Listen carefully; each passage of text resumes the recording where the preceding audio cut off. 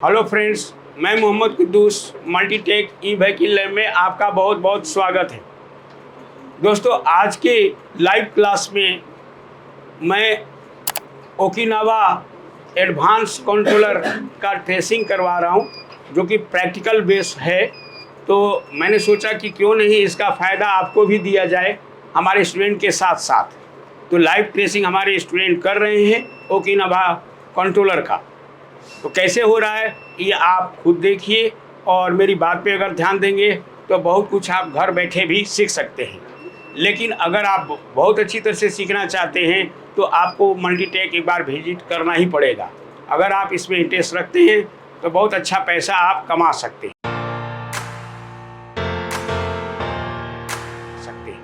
तो चलते हैं, एक एक टॉपिक पे बात करते हैं। सबसे पहले आप लोगों को क्या ढूंढना है? Main and supporting MOSFET. तो आपको मेन और सपोर्टिंग मॉस्फेट ढूंढना है, जिसको हम अपर मॉस्फेट और लोअर मॉस्फेट भी कहते हैं, लेकिन यहाँ पे उसको मेन और सपोर्टिंग मॉस्फेट कहते हैं। तो उसको कैसे ढूंढना है ये देखते हैं। तो सबसे पहले आपको क्या करना है? मेन मॉस्फेट के लिए आपको बैटरी का प्लस पर एक तरफ रखिए और सीधा बीच वाला पिन यानी बॉडी पे रखिए, ड्रेन पर। जो पिन सीटी बजाएगा, बजर बजाएगा 0 ओम के साथ, उसे मेन मॉस्फेट कहते हैं। तो फटाफट ढूंढ कर बताओ कितने हैं मेन मॉस्फेट? केवल मेन 6 हैं। मिल गया भाई सबको? मेन मिल गया है। और सपोर्टिंग के लिए black probe put on negative terminal of battery and red probe put on 1 by 1 source of switching MOSFET। तो एक एक करके आप ढूंढिए सपोर्टिंग कितना है।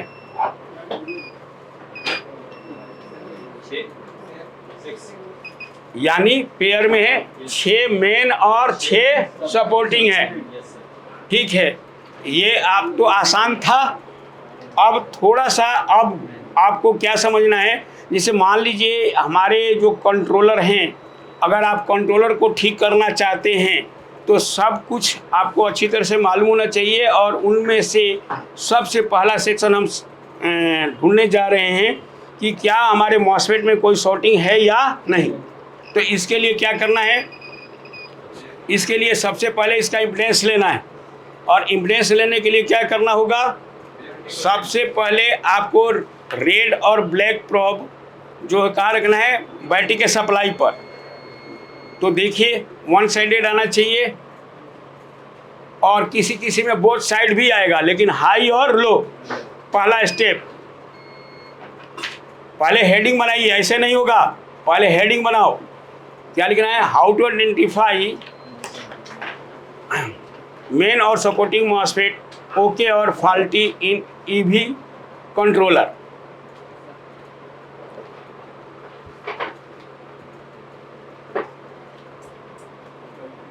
कंट्रोलर के अंदर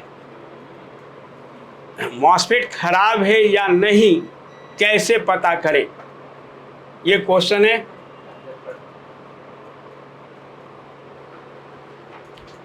लिख लिया भाई?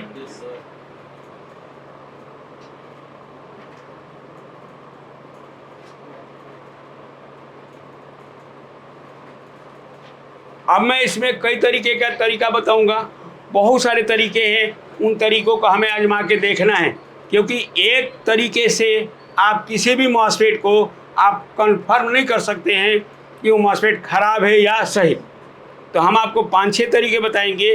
उन 5-6 तरीके में से कम मान लो हमने 5 तरीके बताए, अगर 3 मैच हुआ तब तो मॉस्फेट ठीक है। अगर बराबर हो गया तो फिर कन्फ्यूजन होगा। तो आपको कोई भी चीज़ तुरंत नहीं खराब घोषित करना है। तो सबसे पहले आपको क्या करना है? रेड और ब्लैक प्रोब।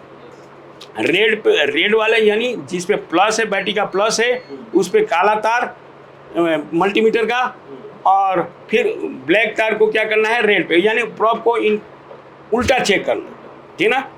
तो आपको black probe put on positive terminal of battery and red probe put on negative terminal of battery, mm show near about 900 के आसपास, 900 तक आ सकता है या इससे ज़्यादा भी होता है कई में। वो आपके मीटर के ऊपर डिपेंड करता है, ठीक ना।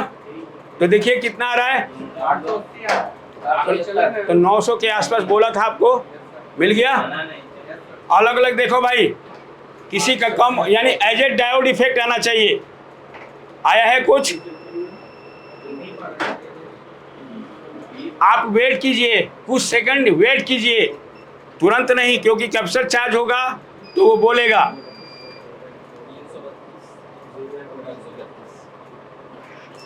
अरे ऐसे नहीं भाई, बैटरी के प्लस माइनस पे सीधा रखो, बैटरी के प्लस माइनस पे, हाँ वहीं पर रखिए, ऊपर रखिए। सर आके चला जा रहा है। नहीं, एक साइड आना चाहिए एज ए डायोड। एक बार आएगा, एक बार नहीं आएगा, एक बार आएगा, एक बार नहीं आएगा।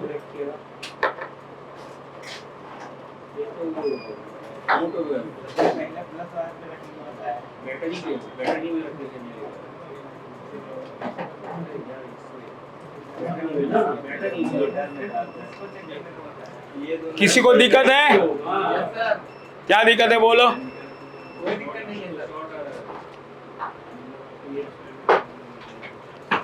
अरे भैया इसका लाल यहाँ पर रखो ना, ऊपर रखो, इस पे रखो, बजने दो घंटी, कोई बात नहीं। आ गया, उल्टो अप्रॉप। 200 से ऊपर जाना सर। अरे भैया तो वन साइडेड डायोड की तरह चेक करना है ना, एज ए डायोड, डायोड की तरह आ गया तो लिखो इसको। सर इसमें आके चला जा रहा है बोथ साइड, अब एक साइड में शॉर्ट दिखा रहा है। कितना दिखा रहा बताइए, रखिए मीटर से मुझे बताइए। हाँ आने दो, 600 आ रहा है। अब उलटिए प्रोब, आके चला जा रहा है। तो ठीक तो है, as a diode, as a diode है ना, तो एज ए डायोड ही होना चाहिए। एज ए डायोड है तो ठीक है, फिर एक स्टेप क्लियर हो गया। अब दूसरा, एक स्टेप से क्लियर नहीं होता, ये पूरी बात हमें बहुत सारे तरीके सीखने हैं, तो उनमें से एक मैंने एज ए डायोड इफेक्ट आना चाहिए। हो गया यहाँ क्लियर, लिखो इसको। पहला स्टेप जैसे जैसे होता जा रहा है वैसे आप लिखते भी जाना है, क्योंकि आपको वो भूलना नहीं है ना, इसलिए लिखवाया जाता है ये। कभी मान लो भूल जाते हो तो उसे देख सको।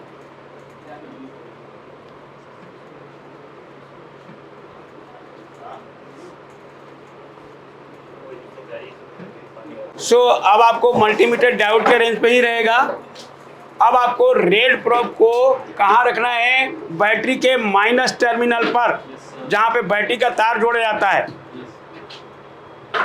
सेकंड कंसेप्ट क्या है, मल्टीमीटर को डायोड पे ही रहेगा। Red probe put on negative terminal of battery and black probe put on 1 by 1 motor wires, 1 by 1 motor wires, ठीक ना। तो same impedance show by multimeter, that means MOSFET is okay. So अब आप उस चीज़ को करके देखिए कि ऐसा हो रहा है या नहीं।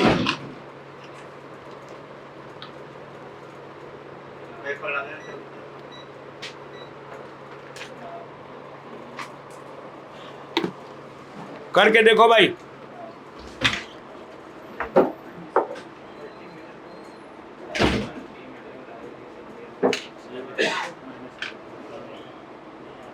एक जैसा ओम आना चाहिए, 2 4 5 ओम आगे पीछे आ रहा है तो कोई दिक्कत नहीं है।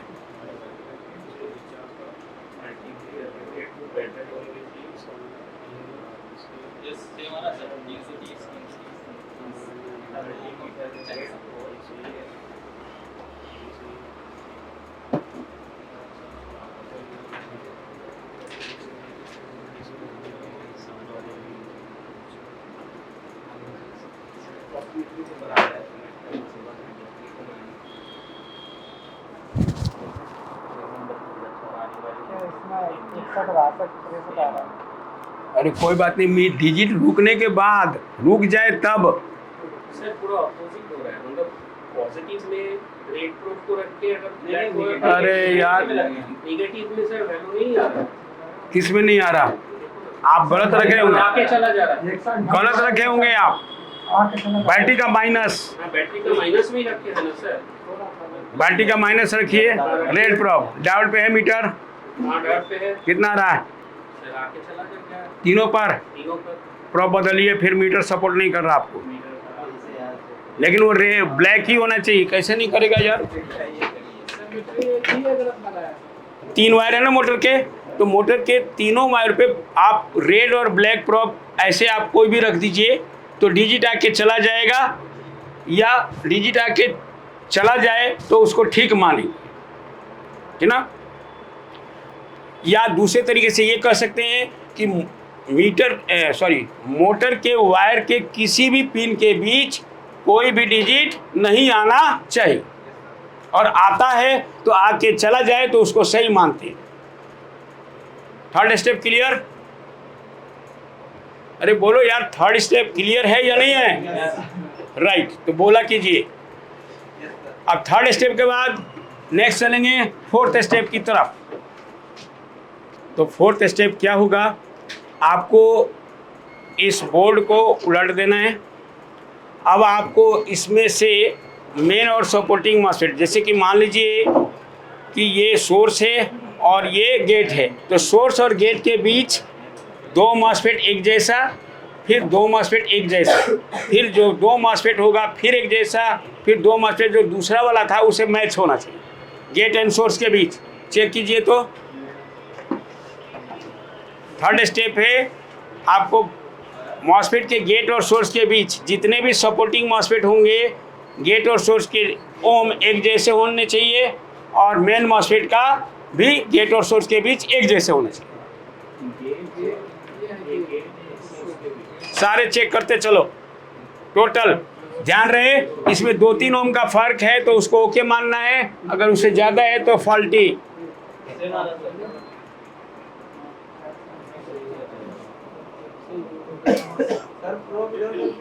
नहीं, प्रॉब एक ही बार जैसे रख रहे वैसे रखते जाना, उलटना नहीं है।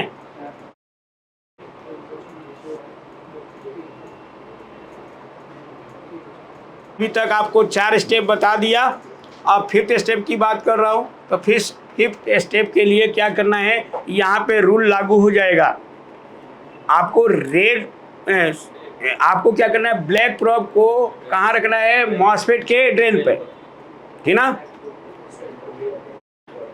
है ना? Black probe put on drain of MOSFET and red probe put on 1 by 1 gate and source.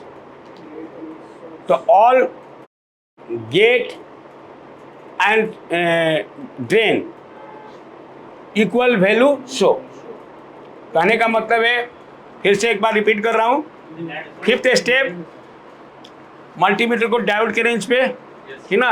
Black probe को मॉस्फेट के ड्रेन पे, चाहे वो सपोर्टिंग मॉस्फेट हो या मेन मॉस्फेट हो, और फिर गेट पे रेड प्रॉब एक बार, और फिर एक बार सोर्स पे रखना है।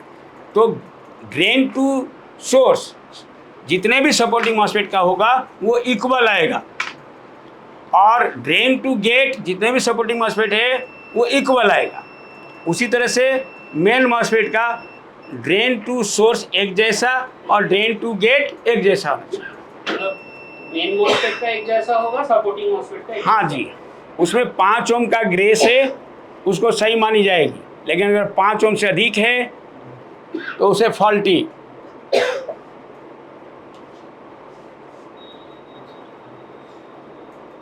तो दोस्तों, जैसा कि आपने लाइव क्लास में देखा है कि 5 स्टेप में मॉस्फेट ख़राब है या नहीं, यानी इसमें मेन मॉस्फेट और सपोर्टिंग मॉस्फेट ख़राब है या नहीं, इसका मैंने नियम बताया है।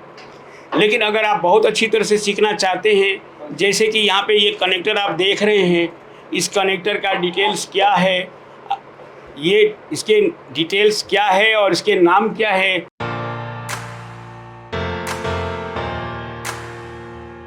अगर आप अच्छी तरह से जानना चाहते हैं तो आपको ज्वाइन करना पड़ेगा, या ऑनलाइन या ऑफलाइन का क्लास करके आप इसको सीख सकते हैं। दूसरी ये बात है कि मान लीजिए कि ये कंट्रोलर ख़राब हो जाता है, तो क्या इसके जगह पे कोई दूसरा कंट्रोलर हम अर्जेंट में लगा सकते हैं या नहीं?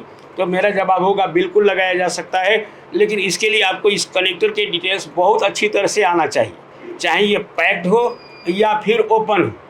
तो अगर पैक्ड में भी यानी नया खरीद के लाते हैं तो भी मैं इसका डिटेल्स कैसे पता किया जाता है ये मैं आसानी से बता सकता हूँ, और या तो फिर ट्रेस करके बताया जा सकता है। तो हमारी ये कोशिश होती है कि हमारे यहाँ जो स्टूडेंट आता है वो कुछ उम्मीदें लेके आता है, अगर वो हमें टाइम देता है अच्छी तरह से तो बहुत अच्छी तरह से सीख के जाएगा। उम्मीद है दोस्तों कि आपको ये वीडियो पसंद आया होगा। इस वीडियो में इतना ही, फिर मिलते हैं किसी दूसरे वीडियो में। थैंक यू वेरी मच दोस्तों।